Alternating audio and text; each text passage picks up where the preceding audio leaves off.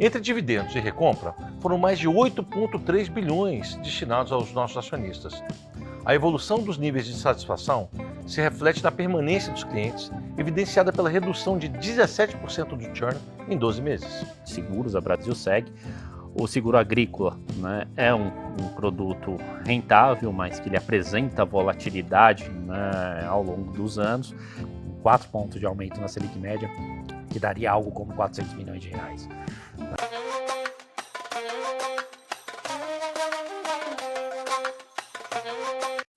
Olá, bom dia. Bem-vindos à nossa reunião virtual para a apresentação dos resultados do quarto trimestre de 2024. Esse evento está sendo gravado e conta com tradução simultânea para o inglês. To listen the audio in English, press the interpretation button at the low right-hand side of the screen. Como de costume, esse evento será dividido em duas partes. Na primeira, o nosso CEO, André Haui, e nosso CFO, Rafael Sperendio, falarão um pouco sobre os destaques do resultado de 2024. Em seguida, abriremos para uma sessão de perguntas e respostas, quando analistas e investidores poderão solicitar esclarecimentos adicionais. A apresentação está disponível em nosso site de relações com investidores no endereço www.bbseguridaderi.com.br. Agora passarei a palavra para o André, que seguirá com a apresentação, e volto, após a apresentação, para moderar a sessão de perguntas e respostas. André, por favor, agora é com você. Obrigado, Felipe.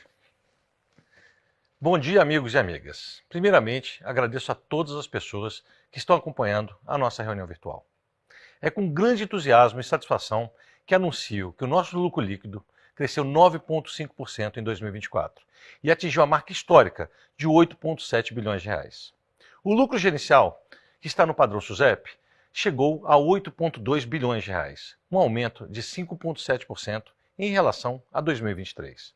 Um resultado bastante sólido, suportado pelo crescimento de 11,9% do resultado operacional líquido de impostos, que superou a redução do resultado financeiro. Continuamos com uma política de remuneração aos nossos acionistas muito robusta. Em 2024, foram destinados 7,1 bilhões de reais para pagamentos de dividendos, além de 1,2 bilhão de reais utilizado na recompra de ações. Ou seja, entre dividendos e recompra, foram mais de 8,3 bilhões destinados aos nossos acionistas, um payout de mais de 95%. Alcançamos a marca de 17,5 bilhões em prêmios emitidos, crescendo forte nas linhas mais rentáveis. No prestamista, a alta foi de 7,9%. Conforme dados da SUSEP, até novembro, registramos prêmios emitidos aproximadamente 70% superiores ao segundo colocado do ranking. No rural, mesmo em um ano desafiador, conseguimos ampliar o nosso share de mercado para 63,6%. Destaque para o crescimento de 21,2% do Vida Produtor Rural e de 28,1% do Peão Rural. Nossa sinistralidade fechou o ano no menor patamar histórico, chegando a 23,7%, resultado de uma robusta política de subscrição e de mitigação de riscos, fruto da nossa estratégia de resseguros. Nos nossos negócios de acumulação, as reservas de previdência expandiram 9,4% em 12 meses e chegaram à marca de 428,9 bilhões. A arrecadação de capitalização cresceu 4,2%, totalizando 6,7 bilhões em 2024. No nosso negócio de distribuição, o crescimento de 10% das receitas de corretagem foi garantido tanto pelo desempenho comercial, incluindo a venda de produtos que não são subscritos por nossas investidas, como pela recorrência e reconhecimento das receitas relacionadas a vendas concluídas em anos anteriores, em especial do seguro prestamista. Em 2024, demos continuidade na execução da nossa estratégia de evoluir o uso de tecnologia e de dados para a geração de negócios e melhorar o atendimento aos nossos clientes. Foram 538 milhões de reais investidos por todas as empresas do grupo em infraestrutura de TI, cibersegurança, desenvolvimento de novos produtos e soluções digitais. Esse investimento nos ajudou a fazer desenvolvimentos importantes voltados ao nosso portfólio. Nos seguros rurais, estamos expandindo nossa atuação para além dos produtos tradicionais, como é o caso do agrícola, para conseguirmos aproveitar todas as oportunidades do agronegócio. Lançamos o penhor de animais no início do ano passado e já emitimos 511 milhões de reais em prêmios junto com o nosso seguro pecuário faturamento, que cresceu 89% em 2024.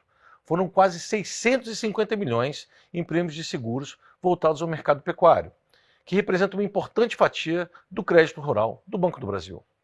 Como eu mencionei no slide anterior, o seguro de vida produtor rural teve um crescimento significativo de 21,2%. Esse aumento foi possível pelas novas condições que implementamos no produto, com expansão da importância assegurada e da idade máxima dos nossos clientes.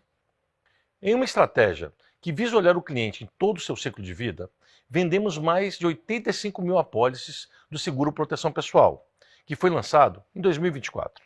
Esse produto se trata de um seguro de vida com coberturas mais simplificadas e preço mais acessível.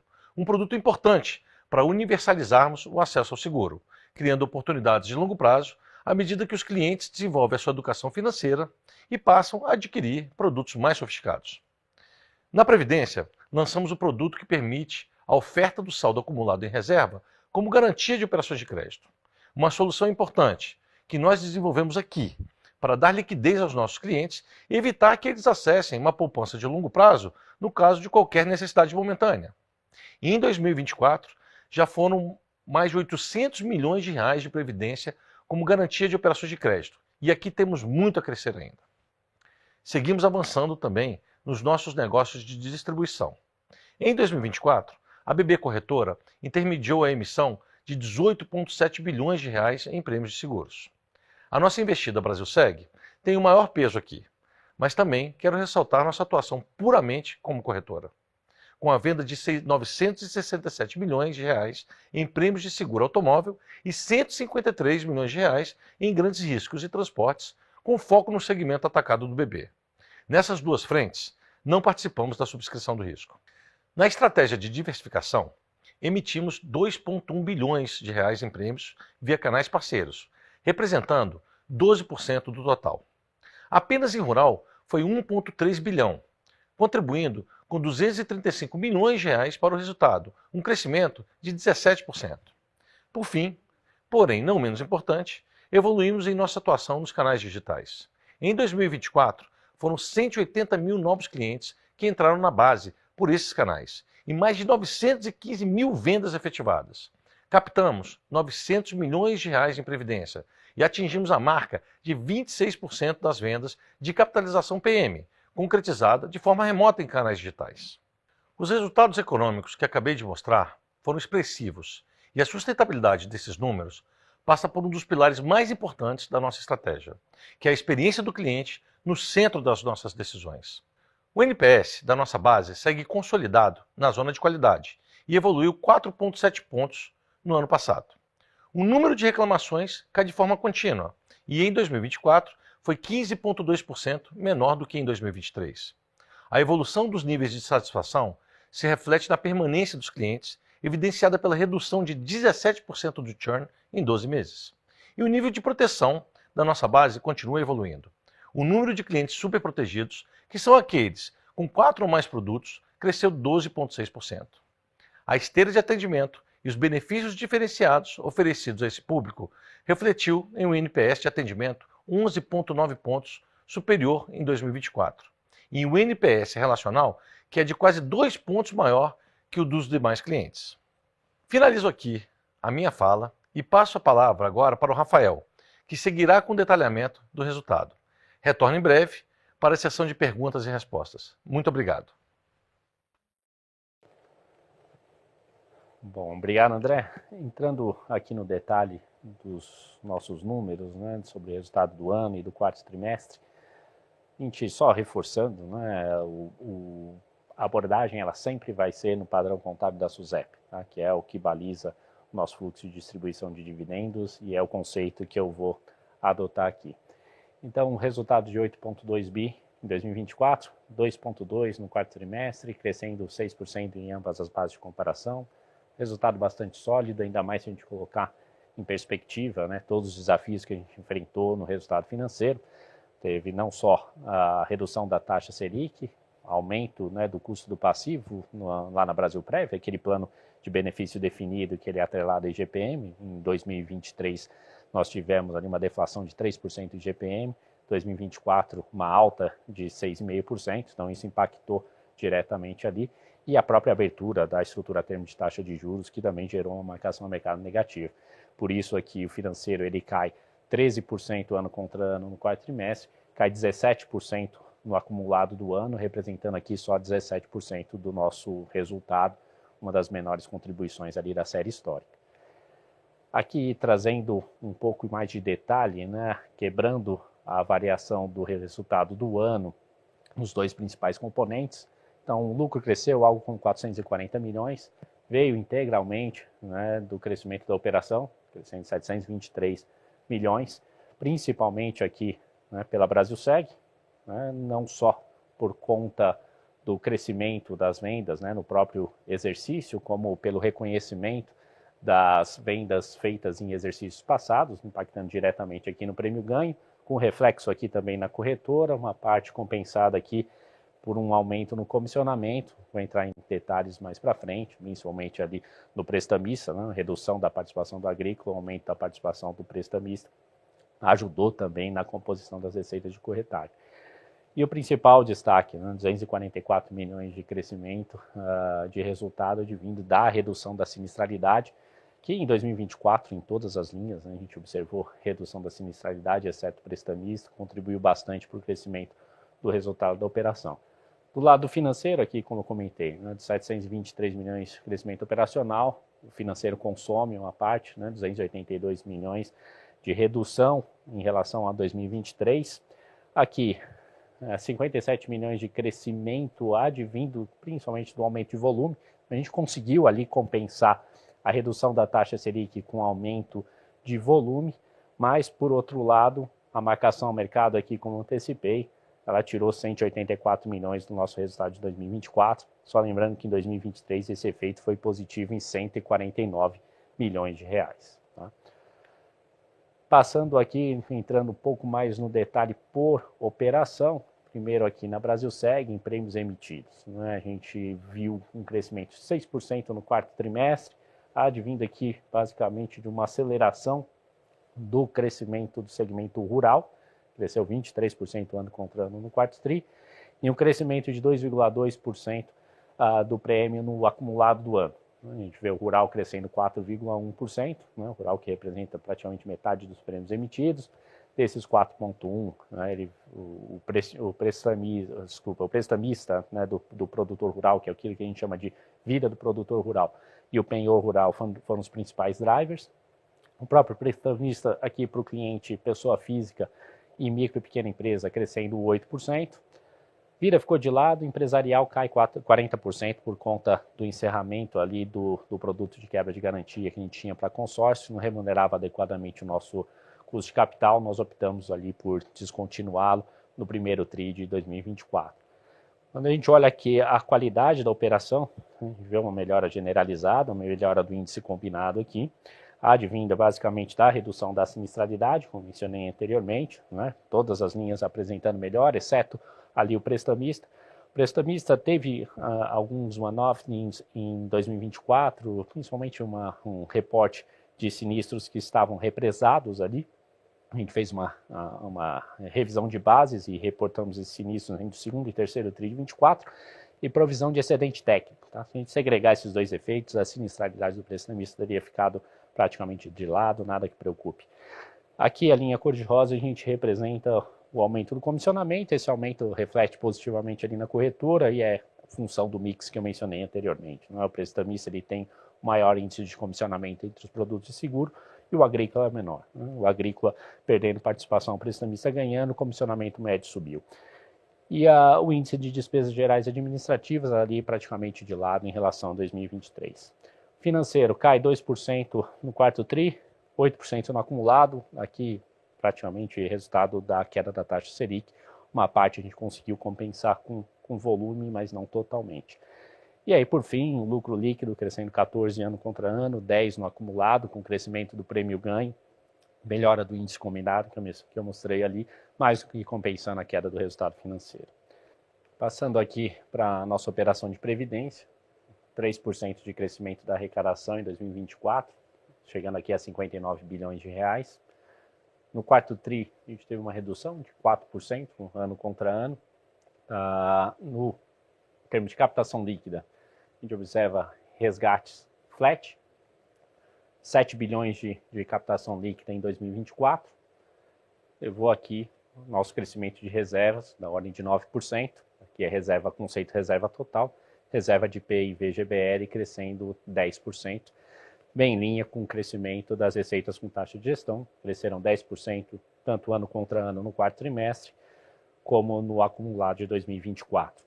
Muito embora a gente tenha observado aqui uma redução da taxa de gestão, né, por conta do próprio mix, a gente observa aqui no canto inferior uma redução da participação de multimercados no AUM total, né, e por consequência uma redução da taxa média, dado todo o movimento de aversão a risco, maior concentração em renda fixa. A gente observa essa redução da taxa média de gestão, mas que por conta do aumento na quantidade de dias úteis em 2024, né, a gente acaba compensando e crescendo as receitas bem em linha com o crescimento do saldo de reservas de PIV. Aqui, em termos de resultado, na última linha, a eficiência da operação ela até apresentou melhora, tanto no quarto TRI como no acumulado do ano, mas tanto o aumento da receita com taxa de gestão, a melhora da eficiência da operação, ela não foi suficiente para compensar a queda do financeiro. O financeiro, por conta ali do GPM, né, que foi deflação em 2023, inflação em 2024 e a própria abertura de curva em especial ali no quarto trimestre, o impacto foi bastante significativo. A gente teve uma redução de 72% do financeiro ano contra ano no quarto TRI, de 62% no acumulado, e isso explica a queda do lucro, né, caiu 27% ano contra ano no quarto TRI, 15% no acumulado, pura e simplesmente por conta do financeiro. Capitalização, aqui a arrecadação cresce 4% em ambas as bases, ano contra ano e no acumulado. Reservas, a gente tem uma queda de 3% aqui por conta do encurtamento do prazo dos títulos, né? Então as reservas apresentaram redução nos 12 meses. Sorteios pagos distribuímos 63 milhões de reais em prêmios de sorteio em 2024, praticamente estável ano contra ano. Resultado financeiro, quarto TRI, cai 4% por conta da redução da margem financeira, aqui reflexo da redução da taxa Selic, uma parte compensada pela redução da TR, mas não foi suficiente. No ano, aqui o financeiro sobe 5%, apesar da queda de 20 bases aqui na margem financeira, por conta do aumento no saldo de aplicações financeiras, que foi suficiente para compensar. E aqui o lucro líquido cresce 1% ano contra ano, 5% no acumulado. Né? No acumulado do ano ele cresce bem em linha aqui com o crescimento do resultado financeiro. No quarto TRI cresce, embora o financeiro tenha caído por conta da redução das despesas. Esse tem sido o principal desafio dessa operação. A gente está buscando tornar mais eficiente, né, ao longo do tempo. Esse é o nosso desafio no médio prazo. Passando aqui para a corretora, cresce 8% ano contra ano, 10% no acumulado, aqui principalmente por conta da operação de seguros, não só, como eu falei inicialmente, né, pelas vendas do exercício corrente, mas também pela apropriação de vendas que foram feitas nos últimos 2, 3 anos, apropriação de corretagem agora ao longo de 2024. A gente encerrou o ano com 6 bilhões de comissões a apropriar, então ainda um saldo bastante relevante de comissões que vão passar no nosso resultado nos próximos anos. A margem líquida melhora de 1,1 ponto, ano contra ano aqui por conta de mix e também aumento de receita financeira por conta de volume. No acumulado do ano, a margem fechando praticamente estável, um aumento de 30 bases, por isso que o resultado subiu ali na margem um pouquinho acima do crescimento da receita. Passando agora nossa prestação de contas em relação ao nosso guidance de 2024. Então, resultado operacional não juros, no intervalo de 5 a 10, nós entregamos 10,7, superamos a nossa projeção.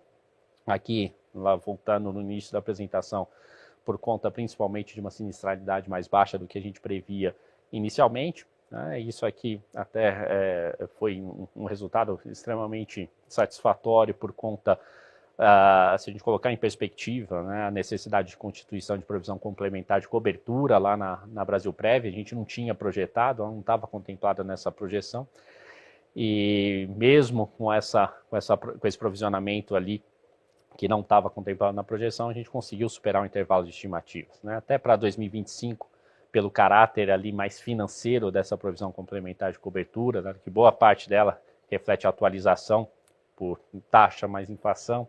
Então a gente deve, em 2025, aqui, reclassificar essa despesa para despesa financeira. Não fosse essa constituição de provisão complementar, o crescimento aqui teria sido da ordem de 12%.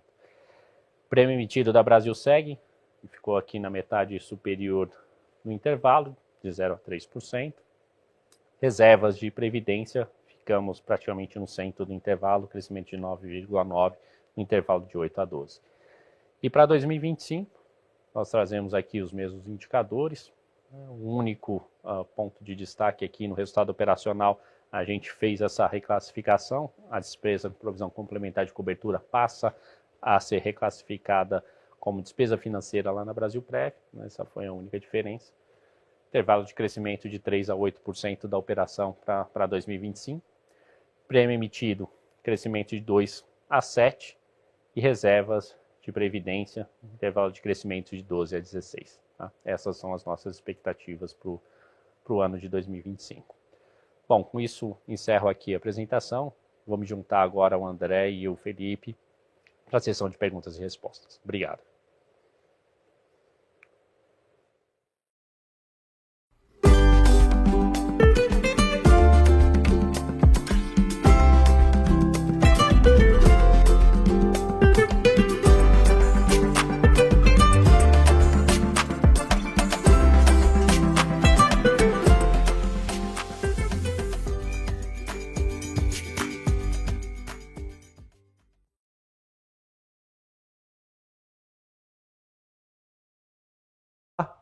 Voltamos para a nossa sessão de perguntas e respostas. Vou passar aqui rapidamente algumas orientações, só para lembrar os procedimentos para quem desejar fazer pergunta. Quem desejar encaminhar uma pergunta por escrito, basta clicar no botão Q&A, que está na parte inferior da sua tela. Lembrando que teremos uma lista de perguntas. Se não conseguirmos responder a todas, a nossa equipe de relações com investidores retornará após o evento. Também teremos a possibilidade para que analistas e investidores façam perguntas por áudio. Para isso, basta clicar no botão Raise Hand, que está também na parte inferior da tela, e aguardar até que seja chamado o seu nome e você possa liberar o microfone. Bom, acho que a gente já tem uma lista de perguntas aqui, vamos iniciar. A primeira pergunta, ela vem do Jitendra, do banco HSBC. Hi Jitendra, please you can unmute and your question, please.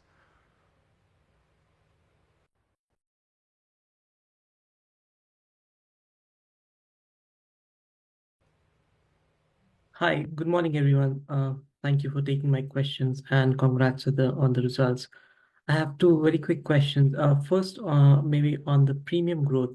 When we look towards 2025 in terms of written premium, how do you expect growth in 2025 across different product lines, given the higher rate scenario in Brazil and some economic slowdown?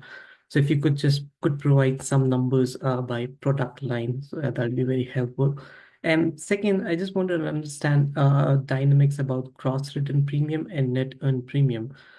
So net earned premium have remained stable throughout 2024, while gross premium were, volatile. So how these two lines could evolve in coming quarters going forward or for 2025? Thank you. Okay. Hi, Jitendra. We're going to answer in Portuguese, right? A pergunta, né, só para equalizar aqui o entendimento, ela veio relacionada ao guidance de crescimento de prêmio emitido, né, e quais são as nossas expectativas entre as diversas linhas de negócio. E a segunda pergunta veio da dinâmica entre prêmio retido e prêmio emitido, né, porque o prêmio retido acabou crescendo num ritmo mais forte do que o prêmio emitido em 2024. Eu vou começar por essa, inicialmente, a segunda pergunta, tá? O prêmio retido, ele acabou crescendo num ritmo mais forte, justamente por conta da dinâmica de mitigação de risco que a gente adota dentro da companhia, né, de seguros, a Brasilseg. O seguro agrícola, né, é um produto rentável, mas que ele apresenta volatilidade, né, ao longo dos anos. Então, para reduzir essa volatilidade no nosso balanço, a gente adota uma política bastante conservadora de resseguro, onde a gente retém algo como 24% dos prêmios e cede, né, a diferença para um painel de resseguro, né? Na cessão, a gente captura comissão.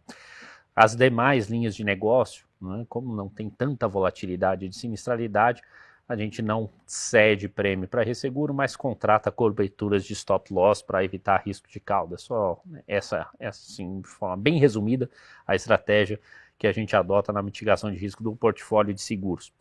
Como em 2024 a gente teve um ano bastante desafiador na perspectiva do agronegócio, o produto de agrícola, né, seguro agrícola, principalmente na modalidade custeio, foi o que mais sofreu, apresentando queda ano contra ano. Mas isso apresenta uma sensibilidade maior no prêmio emitido, né? Quando a gente migra para o prêmio retido, como só 24% mais ou menos é retido dentro da companhia, a sensibilidade para o retido é menor e ganha peso as linhas que a gente retém mais risco e que cresceram mais ao longo de 2024. Destaque aqui prestamista, mesmo dentro da modalidade rural, o penhor e o vida produtor rural, são modalidades que a gente não cede prêmio para resseguro e apresentaram crescimento ali, prestamista na casa de 8% e vida e penhor cresceram na casa de 2 dígitos, né? Então, por isso o prêmio retido, ele acaba crescendo num ritmo mais acelerado do que o prêmio emitido, porque ele é menos sensível ao desempenho do agrícola. Já trazendo para 2025, dentro do guidance que nós trouxemos de crescimento de 2 a 7% de crescimento, diria que esse ano, em um comparativo com o exercício de 2024, ele é um ano que eu chamaria de menos previsível, vamos chamar assim, para as linhas que elas são mais dependentes de crédito. Então, a sensibilidade desse intervalo, né, ela vai estar ali bastante concentrada, principalmente no prestamista e rural. Tá? Então, se a originação, né, vier melhor do que esperado, a gente se aproxima do topo. Se ela vier menos, né, menor do que a esperada, a gente vai caminhar para o piso do guidance, né? As outras linhas, FIDA, residencial, empresarial, são linhas ainda subpenetradas dentro da base de clientes do Banco do Brasil, são linhas que a gente vai puxar, né, para tentar que elas cresçam ali mais para o topo ou acima do intervalo do guidance, mas são linhas que são menos representativas no portfólio como um todo. Já o prestamista, ali a gente tem alguns drivers importantes, né? A gente tem a questão que está sendo discutida no consignado privado, que pode abrir um mercado importante aqui para o Banco do Brasil. Temos um produto novo atrelado a consórcio, que a gente deve acelerar, né, colocar na rua em março, então isso também deve ajudar, mas a gente ainda tem um ambiente, sob a perspectiva de taxa de juros, não tão favorável como a gente tinha no início do ano passado. A gente estava esperando taxa para baixo, um ambiente muito mais favorável para prestamista. E o rural tem a sua dinâmica própria, né? Então, eu diria, a gente está para 2025, né, diferente de 2024, mais otimistas nas linhas não completamente relacionadas a crédito, mas com um pouco mais de incertezas nas linhas que têm um desempenho mais ligado à originação de crédito dentro do Banco do Brasil. Thank you, Jitendra, for a question. Thank you. Thank you. A próxima pergunta, ela é do Thiago Binsfeld, do Goldman Sachs. Bom dia, Thiago. Pode liberar o seu microfone e fazer a sua pergunta. Oi, bom dia, André, Rafael, Felipe. Eu queria fazer uma pergunta no resultado financeiro, entender um pouco das expectativas de vocês para 2025. Estou olhando aqui na página 7 da apresentação de vocês, teve uma queda em 2024 ali na casa de 280 milhões de reais. Claro que tem muitas incertezas no ano à frente, né? Coisas que vocês não controlam, como marcação a mercado, descasamento temporal, abertura de curva, tudo isso. Mas queria entender como é que vocês estão pensando na contribuição de resultado financeiro para lucro para os próximos 12 meses, porque pensando que o resultado operacional pode adicionar uns 550 milhões de reais, que eu acho que é o que está implícito no ponto médio do guidance operacional de vocês, entender se o resultado financeiro talvez tenha alguma contribuição nessa ordem de grandeza também, seria interessante para ajudar a gente a pensar aqui. Obrigado. Obrigado pela pergunta, Thiago. O resultado financeiro, ali você abordou bem alguns pontos que impactaram 2024, que a gente não espere que tenham mesma relevância em 2025. Então, segregando os nossos componentes, aqui eu vou focar na carteira que hoje ela passa no P&L, tá? Como a sua pergunta ali ela está relacionada entre operacional e financeiro, eu vou focar ali na parcela que passa na demonstração de resultados. Então, um primeiro ponto, tá? O ano passado, você abordou bem, e está na nossa apresentação, nós tivemos uma perda líquida de 184 milhões de marcação a mercado. Tá? E uma parcela relevante, ela aconteceu no final do ano passado por conta da abertura de curva de juros. Isso advém principalmente ali da carteira que a gente mantém na Brasilprev como ativo para fazer frente às nossas obrigações daquele plano tradicional. Então, boa parte está ali atrelada à inflação, NTNB, com prazo médio e longo.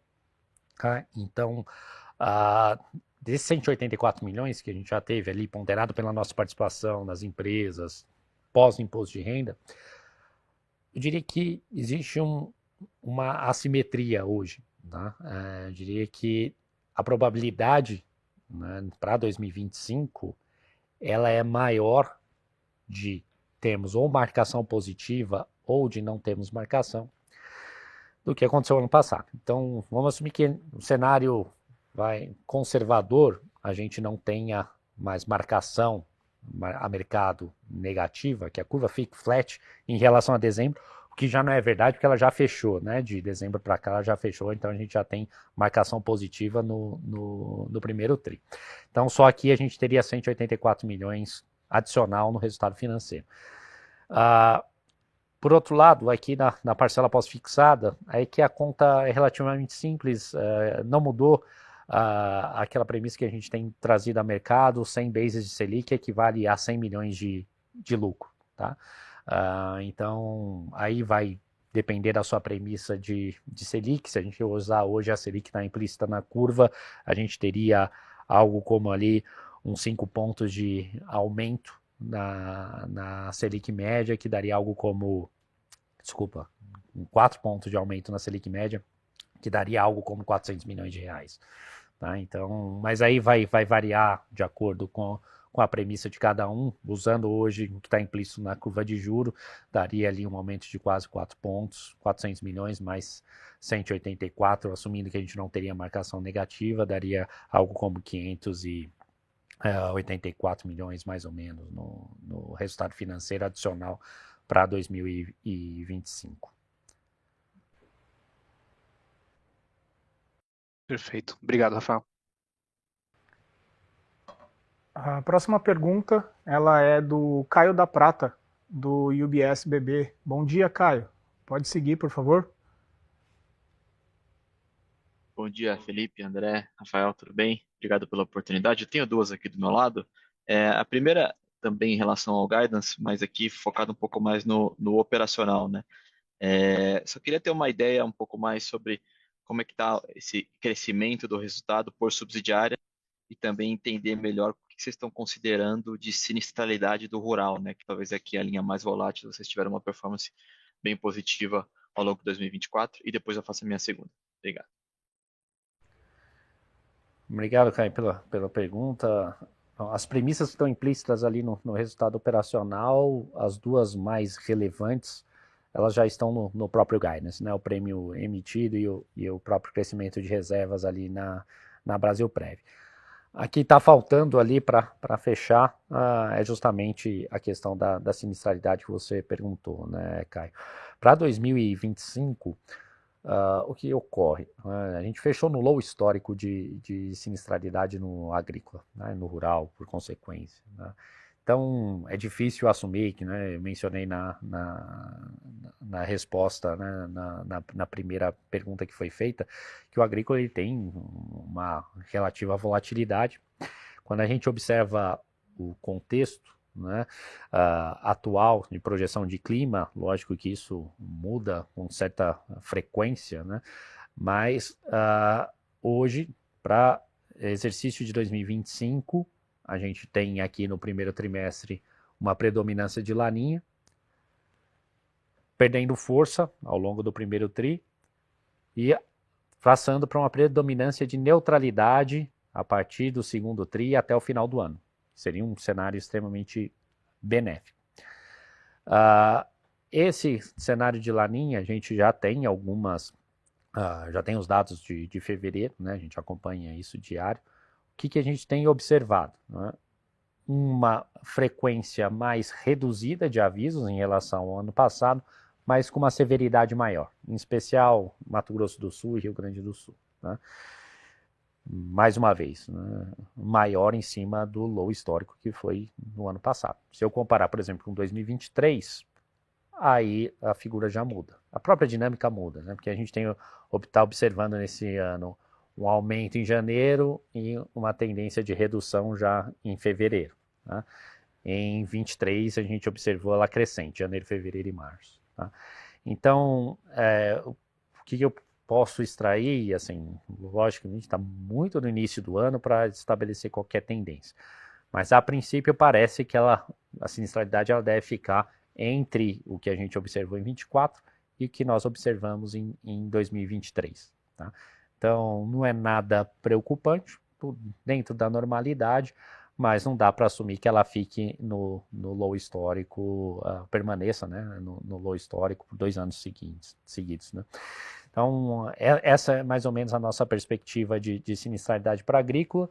Para as demais linhas, aí a gente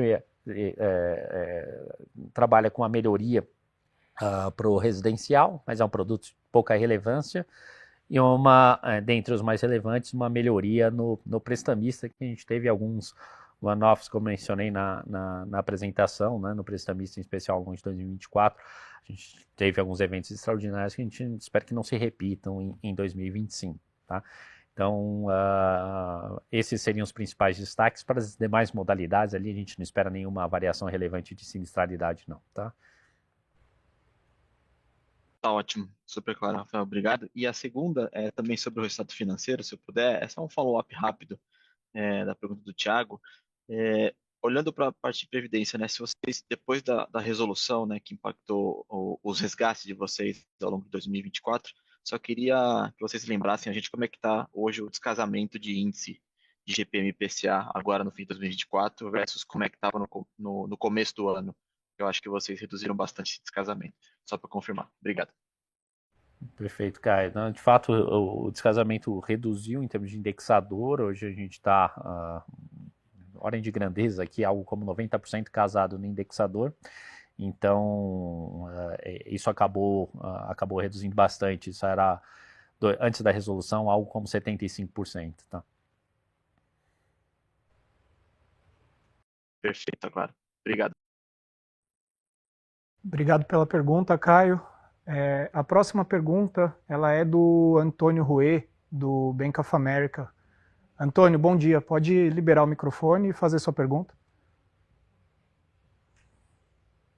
Bom dia, pessoal. Muito obrigado pelo tempo de vocês e parabéns pelos resultados. 2 perguntas aqui do meu lado. Né? Então, acho que ficou claro que o crescimento de prêmios ele é bastante dependente da originação de crédito, né, para o ano que vem, e é justamente isso que está incorporado no guidance. Eu queria dar um passo a mais aqui, que seria a capacidade da penetração, né, de vocês no crédito originado. Então, se vocês pudessem explorar, né, dentre as principais linhas aqui, que seria no caso o rural e o prestamista, como que a penetração no crédito originado evoluiu aqui no quarto tri e o que vocês estão assumindo, né, e o que deveria ser principais drivers aqui para 2025. E uma segunda pergunta, na verdade, um follow-up num ponto que vocês já tocaram, é do consignado privado.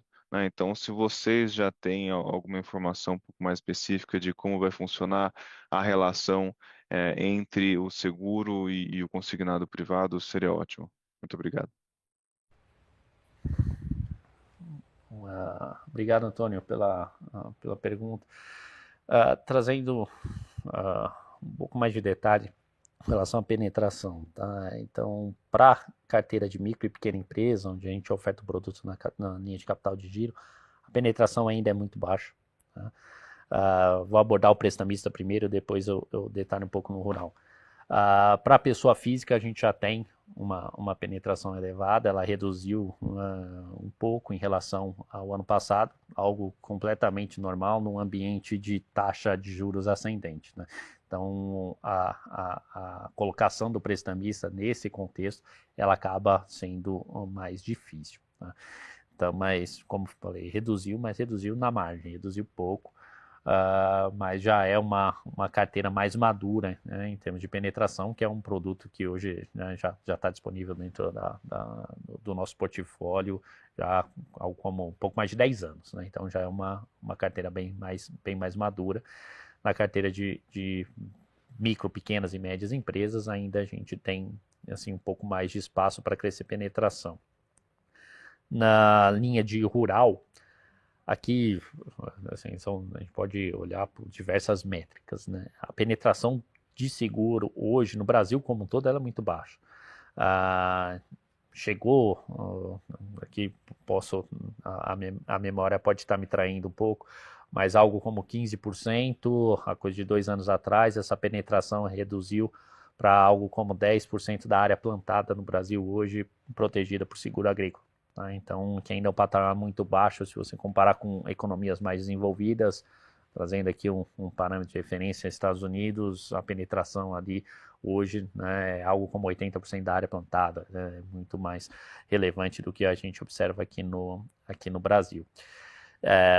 E aí não só falando em grãos, mas também se a gente migrar para a pecuária, que é hoje um portfólio que é extremamente relevante na composição de crédito do Banco do Brasil, é uma linha que a gente explora muito pouco, né? A gente tinha um produto de pecuário, a gente vem testando, lógico, é um risco que a gente não tem tanto domínio como a gente tem em grãos, mas a gente vem testando desde 2018 aqui, mais ou menos, 2019, e começou a ganhar um pouco mais de relevância agora em 2024, e a gente vai continuar expandindo agora em 2025, já que é uma carteira extremamente saudável sobre a ótica de sinistralidade, e a gente tem conforto para começar a escalar um pouco mais.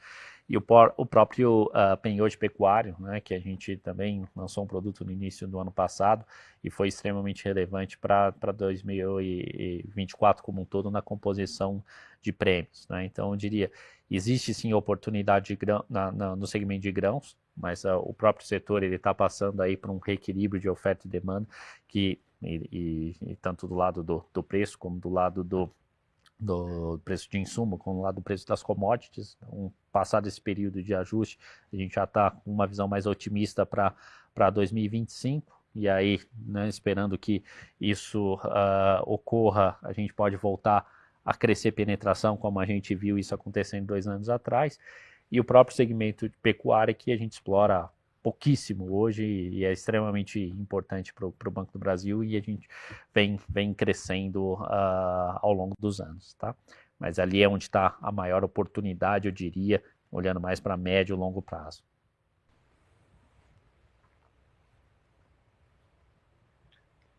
Bom, obrigado, Antônio, pela pergunta. A próxima pergunta ela é do Daniel Vaz, do Banco Safra.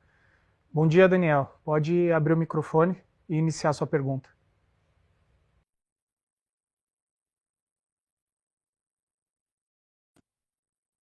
Daniel, bom dia.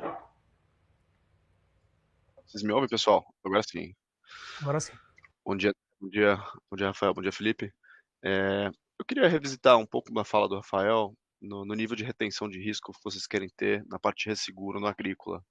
De certa maneira, isso poderia destravar algum ganho além do que vocês estão colocando ali implícito no prêmio emitido. para prêmio ganho, né, para prêmio retido. Isso vocês têm discutido isso internamente na política de risco de vocês? Como é que está esse desenrolar, justamente nessa política de risco que vocês querem reter? E aí uma segunda pergunta talvez para o André, se tem alguma evolução na discussão da renegociação do contrato com o Banco do Brasil, para a gente poder ouvir da atualizações de vocês, se algo aconteceu nesse meio tempo. Obrigado. Daniel, obrigado pela pergunta. Eu vou responder as duas, tá? Eu acho que na questão do resseguro, obviamente isso é avaliado no âmbito da companhia, da Brasilseg, né, que detém aí os contratos. E isso é feito ano a ano, olhando para o cenário de sinistralidade, né, e o apetite a risco. Obviamente a gente mudou de patamar, acho que dois pontos percentuais, mas nesse caso, ano a ano, a gente vai olhar. A gente entende que tem espaço para mais players dentro do nosso painel, que já cresceu bastante. A gente entende que existe apetite de risco, né, das resseguradoras locais e internacionais. Então, obviamente, isso vai depender muito do tamanho da comissão que estará disponível, né? Então, eu acho que sim, a gente olha para isso, né, no âmbito da companhia, como conselheiro, e o Rafael também como parte do comitê, né, financeiro da companhia. Então, o cenário ele é olhado ano a ano. Esse ano a gente vai olhar de novo, entender se de fato isso faz sentido. Em relação aos contratos, conforme eu venho falando, né, a gente, como BB Seguridade, a companhia é Banco do Brasil, a companhia continuará existindo. Isso não é um tabu, a gente continua, né, conversando com o banco. A gente entende que ainda não chegou o momento, né, de sentar e desenhar, né, nada, até porque ainda tem bastante tempo dos contratos com os nossos sócios nas companhias investidas. Então, no momento certo a gente vai sentar e vai conversar, mas obviamente a gente, né, já olhou, já entendemos. A intenção nossa é extrair o máximo de valor possível, né, e que o banco também tenha, né, a sua recompensa pelo balcão que é utilizado. Então, basicamente é isso. Tá claro, obrigado. Obrigado, Daniel. A próxima pergunta, ela vem do Guilherme Grespan, do JP Morgan. Bom dia, Grespan, tudo bem? Pode fazer sua pergunta. Bom dia, pessoal. Obrigado pela apresentação. Duas do meu lado. A primeira com relação aos novos produtos.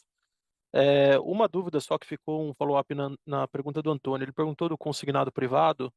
Eu queria só confirmar com vocês dois dados. Se a penetração de vocês do prestamista no consignado privado é igual ao consignado público, quanto mais ou menos essa penetração, e se a rentabilidade do produto é a mesma nos dois segmentos. E aí, na verdade, minha pergunta é mais no consórcio também, que é a segunda parte dessa pergunta.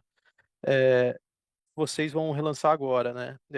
E minha dúvida é o seguinte: vocês tiveram um pouco de dificuldade, pelo que eu vi, de rentabilidade do produto nos últimos anos. O que até estranha um pouco para mim, porque eu tendo a imaginar que seguridade é mais sobre distribuição e menos sobre precificação. E parece um profit pool grande para vocês, né? Se vocês conseguirem encaixar bem o produto dentro da distribuição de consórcios do Banco do Brasil, me parece, e no preço certo, me parece ter um profit pool decente para capturar. Então, eu queria só pegar com vocês também o que vocês estão mudando no produto, como a gente deve imaginar esse revamping que vocês estão pensando para 2025.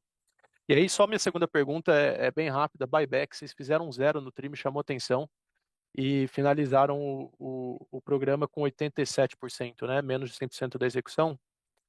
Como que está a cabeça de buyback? Eu estava com a impressão que vocês iam favorecer mais buyback na margem, mas me chamou a atenção o 0 de recompra no trimestre. Obrigado.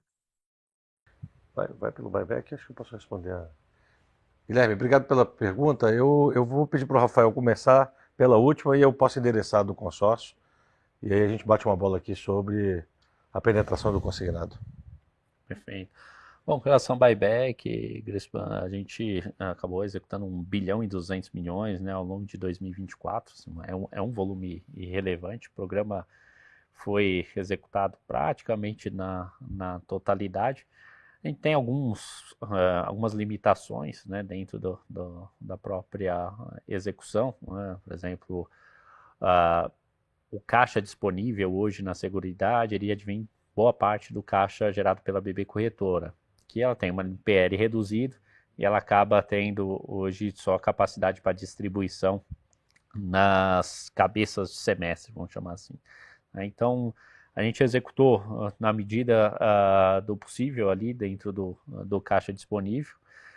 É sempre bom lembrar que o próprio programa de recompra ele também tem um impacto no capital do Banco do Brasil, então a gente sempre tem que levar isso em consideração.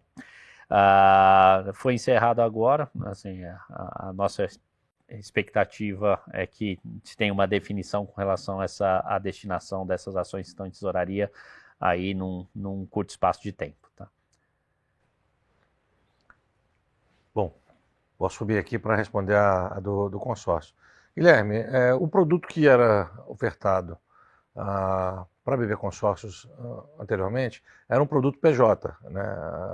Era um seguro, na verdade, para carteira. Esse seguro ele foi estopado e a gente passa a oferecer agora um seguro direto, né, para o cliente, para o tomador do consórcio. Então, a gente embute o prestamista lá e a gente entende que tem uma potencialidade bem grande, aí, eu diria, aí na casa de R$500 milhão. Tá? Essa é a mudança significativa. Em relação à penetração do consignado, a gente não tem, a gente tem que apurar melhor esse número entre o público e o privado, mas eu te diria que aí a penetração do prestamista como um todo, ela gira em torno de 20% a 25%, né, do nosso público potencial do banco, ou seja, tem bastante espaço para crescer. Então, vindo um produto novo, uma modalidade de crédito nova, a gente entende que a gente vai ter bastante espaço aí para explorar. E só um follow-up rápido, o meio bi de oportunidade no consórcio é lucro? Não, eu diria que é prêmio, né? Ou é prêmio? É prêmio. Prêmio, perfeito. Tá Obrigado, claro, Guilherme. obrigado, pessoal. Obrigado, Guilherme. A próxima pergunta ela é do Arnon Shirazi, do Citi. Arnon, bom dia. Pode seguir com a pergunta, por favor. Fala pessoal, bom dia. Obrigado pela oportunidade de fazer pergunta e parabéns pelos resultados. Minha pergunta é em relação ao cenário base que vocês utilizaram para fazer o orçamento e guidance de 2025, só para entender as premissas de GPM e também de Selic para o ano. Obrigado. Bom, Arão, obrigado pela sua pergunta. Em termos de premissas que a gente utilizou ali, Selic variando entre 14% e 15% nesse intervalo, né? E, lógico que a gente estabelece cenários e traça probabilidades, tá? Mas eu diria que a gente trabalhou com Selic estando nesse intervalo ao longo do exercício de 25. E GPM e IPCA entre 4% e 5,5%. Né? Esses foram as faixas de intervalo que a gente estressou para convergir ali, tanto para crescimento de reserva, como impacto em resultado operacional e o componente de preço ali de prêmios emitidos. Tá? Entendido. Obrigado. Obrigado, Arnon. A próxima pergunta é do Eduardo Nishio, da Genial Investimentos. Nishio, por favor, pode seguir?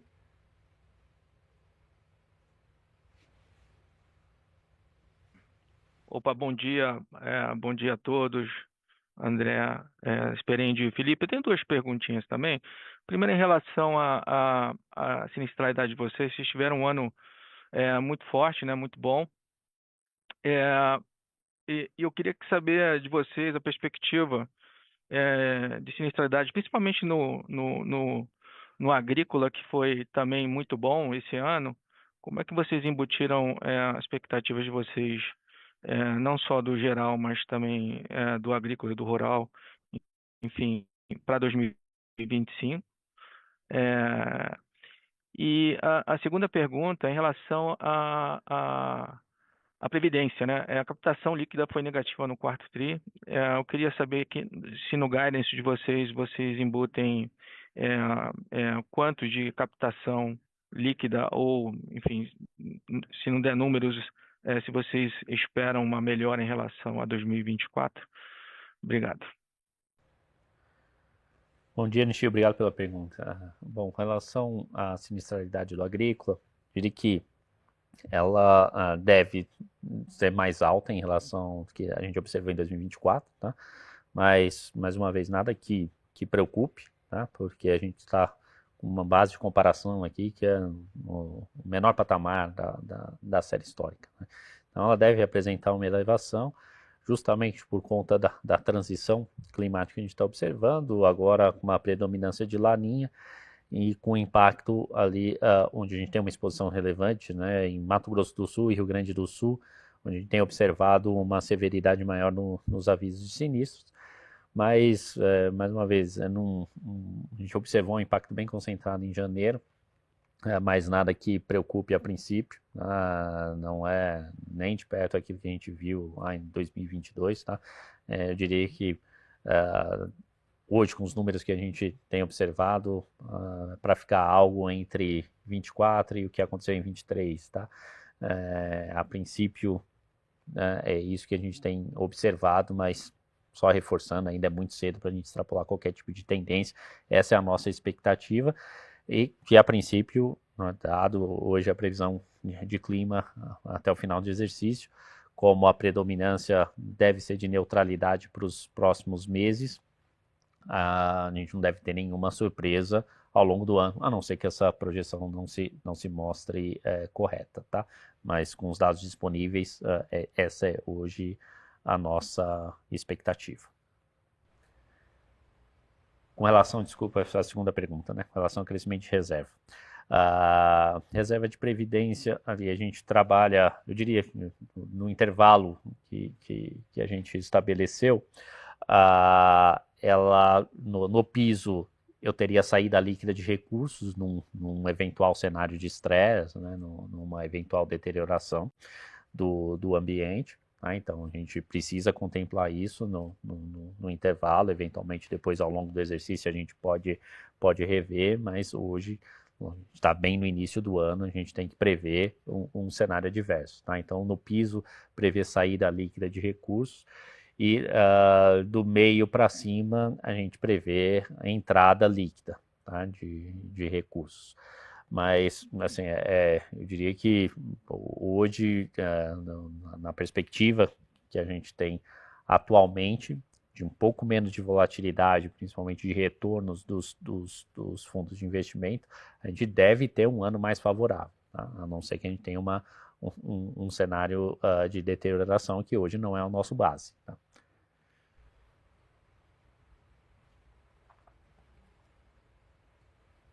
Obrigado, Nishio, Perfeito, pela sua obrigado. pergunta. Só um follow-up rápido em relação à sinistralidade. No geral, vocês estão vendo o índice meio que flat ou piorando um pouco para 2025 no total? A gente falou sobre o agrícola, mas acho que no total. Ele deve aumentar marginalmente, tá, Nishio? Porque a gente trabalha com uma perspectiva de aumento no agrícola. Por outro lado, a gente trabalha com uma redução em prestamista e residencial e nos demais flat. Tá? Então, o combinado dessa dinâmica deve resultar em um índice de sinistralidade marginalmente mais alto, tá? Mas não muito. Perfeito. Parabéns pelos resultados. Obrigado, Nishio. Obrigado, Nishio. A próxima pergunta, ela vem do Marcelo Mizarri, do Bradesco BI. Marcelo, bom dia. Pode abrir seu microfone e fazer a pergunta, por favor? Oi, pessoal. Bom dia aí. Parabéns pelos resultados. Prazer estar aqui. Pergunta sobre seguro de vida, né? A gente, nos últimos anos, ele tem tido uma performance um pouco mais tímida, né, em termos de crescimento. E quando a gente pensa justamente essas dinâmicas, quais negócios estão indo melhor, pior para o ano que vem, queria saber, assim, como é que é a perspectiva que vocês estão vendo para o produto, né? Se tem alguma coisa do produto, o produto sofreu algumas mudanças, né, de mix e tal, e precificação. Queria ver quanto vocês esperam de crescimento de emissão de seguro de vida para 2025. E o outro ponto sobre a sinistralidade, né, só até aproveitando aqui a pergunta que o Nishio fez. Então, vocês comentaram, então, assim, para a gente pensar que a sinistralidade ela vai ter um leve aumento, né, ano contra ano. É difícil quando a gente pega os números, né, olha, assim, colocando o rural no nível que vocês disseram, parece difícil ter realmente uma piora da sinistralidade consolidada, né? Quer saber se tem alguma outra linha que vocês estão vendo um número talvez mais alto, vida, talvez vocês esperam sinistralidade mais alta, ou alguma outra linha para poder chegar nessa sinistralidade consolidada mais alta. E por último, sobre a Previdência, mas a pergunta é se vocês acham que 2025 pode ser um ano de, assim, vocês esperam ter captação líquida positiva em 2025? Se tem alguma coisa totalmente diferente no produto, no perfil, até com a história toda de taxa de juros mais alta ou não? Acho que é mais a sazonalidade, as questões né, de premiação e tal, que às vezes afetam o final do ano, né? É isso do nosso lado. Obrigado, Mizrahi, pela pergunta e sucesso aí na posição de sell side. Bom, eu vou começar a abordar a primeira. Por gentileza, me lembre, foram 3 perguntas. Se eu esquecer alguma coisa, me lembra, por favor. Para a vida, a gente trabalha com um ambiente mais benéfico em 2025 do que a gente observou em 2024.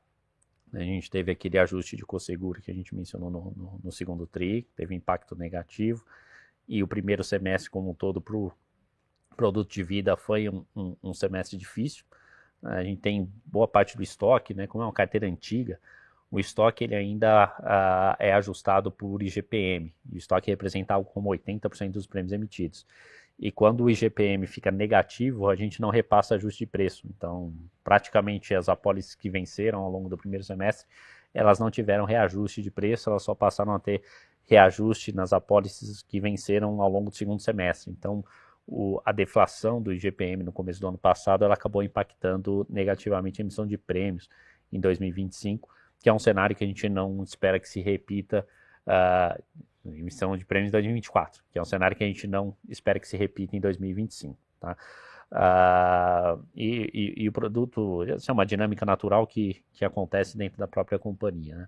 Quando a gente tem um ambiente mais favorável para a originação de prestamista, obviamente a rede vai focar o máximo que puder no prestamista, que é um produto de uma abordagem mais simples do que o produto de vida, que é um produto mais complexo.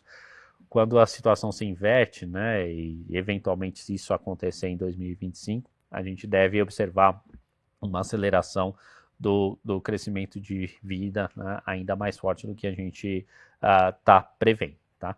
Mas hoje eu diria que no intervalo do guidance, o vida, a gente, nas nossas premissas, a gente trabalhou crescendo ali do meio para cima, tá? Com relação à sinistralidade, de uma forma geral, aquilo, né? O agrícola piora, o prestamista melhora, as demais linhas, residencial melhora, mas é pouco expressivo, tá? Mas a melhora do prestamista ela não é suficiente para compensar o aumento que a gente está prevendo no rural, tá? Por isso que a sinistralidade na margem deve subir um pouco, tá? Mas, mais uma vez, não é um aumento relevante. A gente está falando do piso histórico, né? Então deve ter um pequeno aumento em 2025.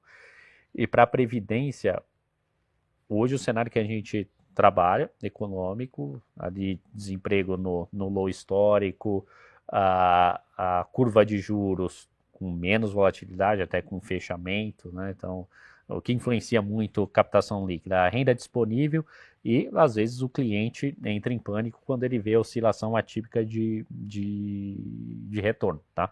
Então, isso aconteceu um pouco ao longo de 2024, em especial no final do ano, com a abertura da estrutura termo. A gente tirou risco dos fundos ao longo do ano passado, a gente está bem mais, hoje, numa gestão bem mais conservadora, para tirar um pouco dessa volatilidade, para não assustar o cliente.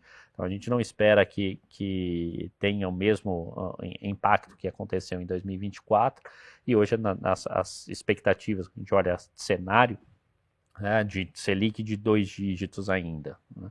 Menos volatilidade de curva e desemprego no low histórico, ela favorece, né, que o nosso cenário base, né, e obviamente o otimista, a gente tenha captação líquida positiva. Tá? Mas eu não tenho um guidance específico da captação líquida. Posso fazer só um follow-up nessa parte? Taxa média de administração.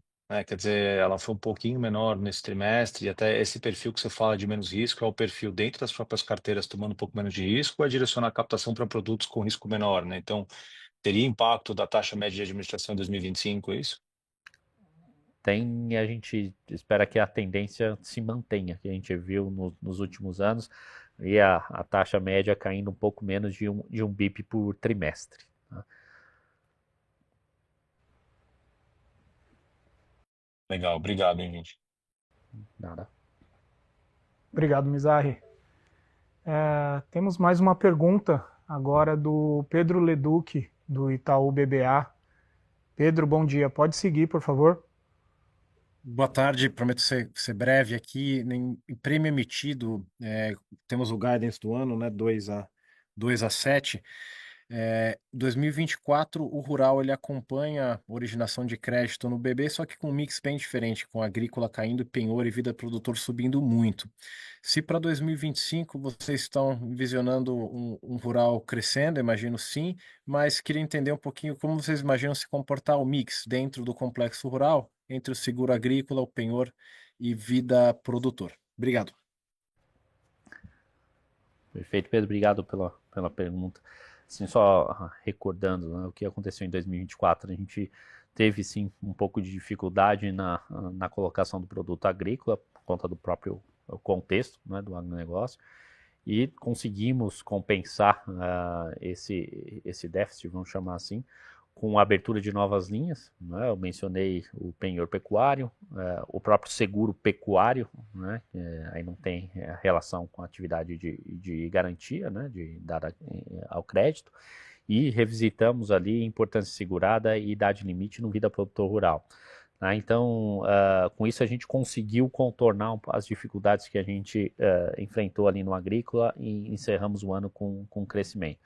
E é sempre bom lembrar também, você fez a correlação com a carteira do banco, mas a própria relação entre os produtos que nós temos no portfólio e as linhas de crédito do banco. Né? Então, o custeio, ali a gente consegue entrar com seguro agrícola e vida produtor rural, e, assim, dependendo, né, da garantia dada no penhor. As linhas de investimento, aí a gente consegue entrar com penhor e com vida. E linhas de comercialização, vida e em alguns casos penhor. Tá? Então, existe um ponto comum entre as três linhas, né? Custeio, investimento e comercialização. Vida, produtor rural, a gente consegue atuar nos três. Quando a gente tem dificuldades em algumas delas, né, a gente pode sempre recorrer ao vida para tentar compensar, sempre lembrando que também é um produto extremamente importante, relevante para o produtor rural. Durante a pandemia, dos 1 bilhão e algo como 1,3 bi, que eu me recordo aqui, de indenizações que aconteceram, mais da metade foram feitos a produtores rurais que tinham vida produtor rural, atrelado em alguma operação de crédito. Então, isso acabou ajudando muitas famílias que dependiam ali do negócio do produtor. Tá? Então, esse é o agregado. Para 2025, aqui, lógico que a gente parte de uma base de comparação mais difícil, né, dado o crescimento do penhor e do vida produtor rural. E nós estamos mais otimistas esse ano do que o ano passado na questão do agrícola. Então, a dinâmica hoje, na formação de prêmios emitidos, a gente deve observar uma desaceleração de crescimento no penhor e vida e uma recuperação do agrícola. Tá? Esse é o cenário que a gente está esperando. Excelente, muito obrigado. Obrigado, Leduc. A gente não tem mais nenhuma pergunta na fila aqui, pelo áudio, e as perguntas do Q&A todas já foram respondidas durante o ao vivo. Então, com isso a gente encerra a nossa reunião virtual do quarto trimestre de 2024. Lembrando que no finalzinho a gente vai ter uma pesquisinha de satisfação. Quem puder responder, a gente agradece bastante. E gostaria agora de passar para o André e para o Rafael para considerações finais. Eu só agradeço e coloco à disposição, né, tanto eu como o time de RI, para esclarecer qualquer dúvida que não tenha sido esclarecida aqui no call. Bom, quero agradecer em primeiro lugar aos nossos clientes, aos nossos investidores e ressaltar, né, a qualidade do nosso time técnico, que faz com que esse resultado possa acontecer e o crescimento dessa empresa continue exponencial. Então, meu muito obrigado a todos pela confiança e a gente se vê no próximo trimestre. Muito obrigado, até breve. É muito importante vocês se inscreverem no canal, porque ele representa a nossa voz, tá entendendo? Nós não temos uma didática tão fundamental e tão objetiva como tem aí o canal. E o canal ele é um órgão de divulgação que procura não adivinhar, mas transmitir aquilo que realmente é importante que os senhores saibam para se conduzirem de uma forma positiva no mercado de valores.